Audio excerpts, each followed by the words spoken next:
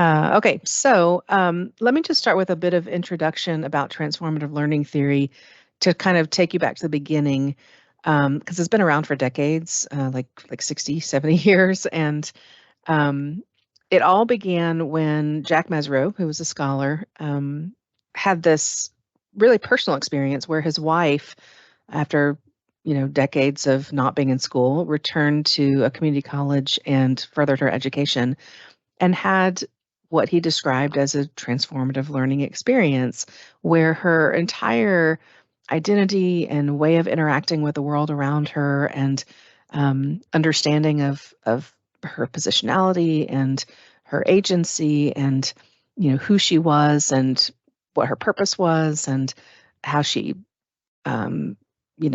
saw everything around her entire worldview changed in some way as a result of that experience. And so he began to theorize what happens when adults have those very large and deep shifts in the self. So it's not developmental. It's not what we typically think of like college age students who are younger, they're still finding their way, they're still figuring out who they are.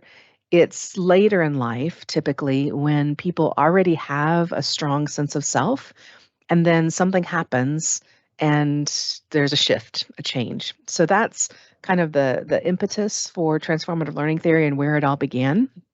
And because of that, because it's focused on adult learning, I guess it's more popular in adult learning circles in terms of scholarship than in what you would see in typical college of education, like K-12 type curriculum development.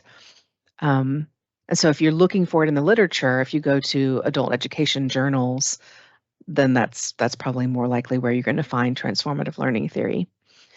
So because it's been around for decades, it's now this big, messy, um,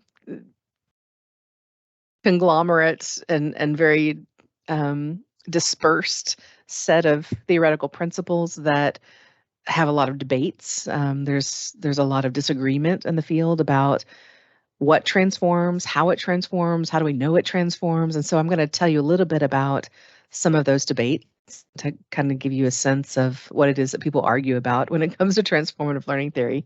But one of the biggest tensions that I see in the field is that people who are in our world, like in higher education, often use the word transformative like a buzzword in ways that don't necessarily align with the actual theory of transformative learning theory.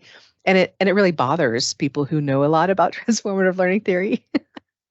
But then the critique of those very theorists is that they often talk and write in very esoteric, very academic language and have not necessarily made a real effort to make their theory and their scholarship about transformative learning theory very accessible outside of their inner circle.